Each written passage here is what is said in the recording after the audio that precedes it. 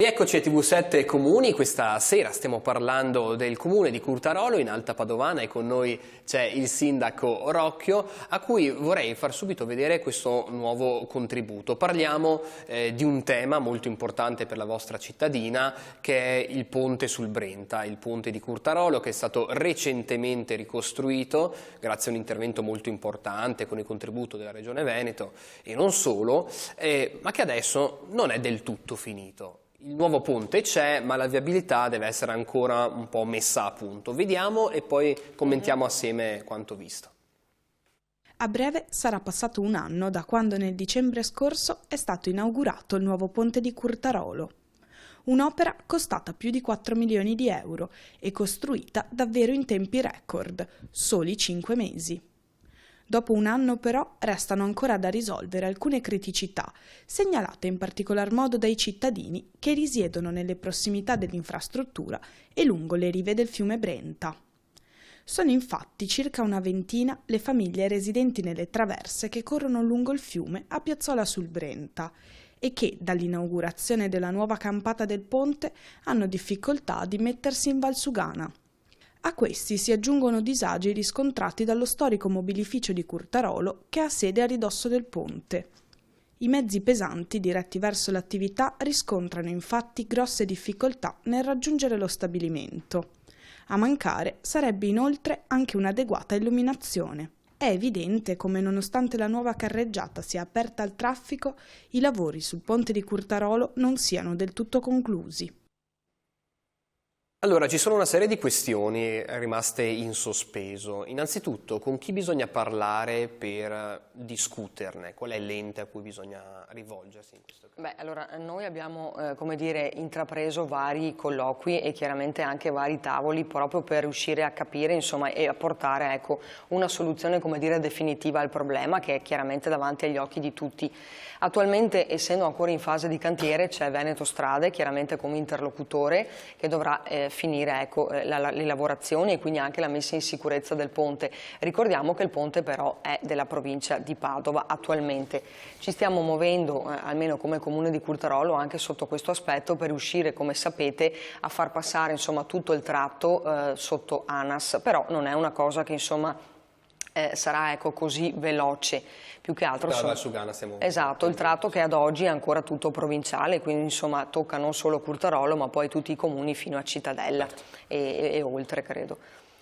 Sì, l'interlocutore quindi diventa Veneto Strade e la provincia di Padova in sostanza. Come dicevo prima ci sono state varie interlocuzioni e vari tavoli di lavoro perché chiaramente noi abbiamo rappresentato da molto tempo il fatto che non sia, come dire, definitiva questa opera e soprattutto non dia, ecco, delle risposte certe e di sicurezza a tutti coloro che transitano ma anche alle famiglie, come si ricordava prima, e anche chiaramente alle attività commerciali. Le attività commerciali cadono nel comune di Curtarolo, le famiglie sono sotto un altro comune, ma a prescindere dalla territorialità i problemi di sicurezza non hanno, a mio avviso, confini e territori. Bisogna appunto risolvere in maniera definitiva la questione. L'ultimo tavolo di lavoro è stato fatto su richiesta nostra proprio ad aprile scorso, con un verbale che andava appunto a indicare quali potessero essere poi le attività, i lavori da effettuare, tra i quali l'inserimento dell'illuminazione che non era stata prevista, chiaramente tutta la segnaletica orizzontale e non, e chiaramente anche l'accesso da parte dell'attività commerciale che dicevamo prima, insomma il mobilificio Bortolozzo e tutte le attività che poi insomma ruotano attorno, ecco, allo stesso è lì da tantissimi anni e chiaramente questo adesso crea un disagio importante, ma non solo al privato, crea un disagio proprio per la viabilità e quindi per la sicurezza di tutti, perché qui parliamo comunque di camion, di tir che vanno a scaricare o caricare la mobilia e quindi devono fare delle manovre non in sicurezza sopra il ponte. Sono ingombranti, chiaramente. Esattamente. Sì, ma poi non è definito anche, sindaco, il tratto, abbiamo visto anche mentre eravamo lì a fare le immagini, automobilisti che hanno fatto inversione di marcia proprio sul ponte per ritornare indietro. Quindi sì, purtroppo diciamo che i New Jersey che sono stati chiaramente messi, perché ripeto siamo ancora in una fase di cantiere, sicuramente destano, sì, per chi non conosce il ponte e chiaramente anche poi la viabilità, sì, possono creare, ecco, disagio e soprattutto anche quel senso di non capire dove uno deve voltare, e questo implementa chiaramente la problematica e anche il rischio poi di incidenti. Comunque so che il cantiere è aperto e quindi adesso stanno iniziando con le lavorazioni legate proprio alla messa in sicurezza e quindi al fatto di implementare poi tutta la segnaletica. Per quanto riguarda noi però continueremo, ecco, a tenere viva questa questione, perché secondo noi questi lavori, per quanto necessari, e che non diciamo no, sono necessari, ma non sono risolutivi, non sono definitivi per riuscire veramente a dire che il tratto è totalmente in sicurezza. Se posso chiedere, perché in fase progettuale non si è pensato subito anche al dopo, ad esempio alle strade che dovevano trovare sbocco prima e dopo il ponte, alla questione dell'azienda? Forse è mancato qualche passaggio, un po' di dialogo, oppure altro, insomma, era prevista una seconda fase? No, diciamo che dovremmo fare questa domanda probabilmente a qualcun altro, però per quanto riguarda il comune di Curtarolo penso che avremo, non so, una montagna di mail e incontri che la sottoscritta ha fatto appunto in provincia dal 2019 in poi, quindi veramente non li contiamo più, e avevamo rappresentato già da allora, ma ripeto ci sono i documenti e le mail che lo chiaramente giustificano e che lo provano, che effettivamente secondo noi, secondo i tecnici, chiaramente non secondo la sottoscritta, ma secondo i tecnici non poteva essere, ecco, un progetto che portasse ad una risoluzione, come dire, definitiva. Mancava qualche tassello che abbiamo da sempre evidenziato. Però vabbè, ecco, insomma, adesso speriamo, esatto, che nel futuro si riesca a porre fine e soprattutto definire, ecco, la questione in maniera totale. Ecco, a proposito di Valsugana, visto che abbiamo parlato di questo, anche tutto il tratto stradale presenta dei problemi, molto trafficato, per il vostro comune, insomma, vediamo molto spesso il traffico, anche pesante. Quanto è realistica, secondo lei, l'ipotesi di un raddoppio di questa strada, e soprattutto se ha ricevuto un'interlocuzione da parte di qualche ente sovracomunale circa un progetto che aiuti a sgravare un po' il traffico, soprattutto pesante dalla strada? Allora, so che si è parlato, o meglio si parla credo da circa 30 anni, di una Valsugana veloce. Io credo che ogni territorio sia a sé. Se io parlo del comune di Curtarolo, parliamo di un comune che è legato al fiume Brenta, quindi alcuni interventi per noi sono impossibili, non possiamo appunto pensare neanche di deviare, come dire, il traffico pensando a delle come dire, infrastrutture importanti. Io sentivo, insomma, numeri di un certo rilievo, parliamo di 30-40 milioni di euro, che io non so chi possa trovarli dall'oggi al domani. Credo invece sia più opportuno guardare la peculiarità di ciascun territorio, cercare lì di porre dei rimedi, e sotto questo aspetto noi abbiamo già avuto un'interlocuzione col vice ministro dei trasporti Rixi proprio per cercare di far capire la problematica di tutto il tratto appunto dell'Alta Padovana, di quel tratto, proprio perché lì sappiamo tutti che transitano oltre 45.000 mezzi al giorno, dove ci sono immissioni, intersezioni, insomma cercare di renderlo chiaramente più agevole. Il Vice Ministro ha ben compreso, come dire, la problematica, ci aveva infatti assicurato un sopralluogo e siamo in attesa che questo tratto passi appunto ad ANAS per riuscire ad avere anche questo sopralluogo, ripeto, qui tecnici del Ministero, e far comprendere che, ripeto, ogni territorio è a sé e ha delle precise richieste proprio per cercare poi di snellire chiaramente anche il traffico. Allora, abbiamo parlato tanto di traffico, di viabilità, ma a Curtarolo passa un'altra infrastruttura green molto importante, che è la Treviso-Stiglia, una vera e propria arteria ciclabile che attraversa tutto il Veneto e che è anche una risorsa per i territori che tocca. Voi state in qualche modo cercando di valorizzare questo passaggio con la costruzione di qualche nuova pista ciclabile?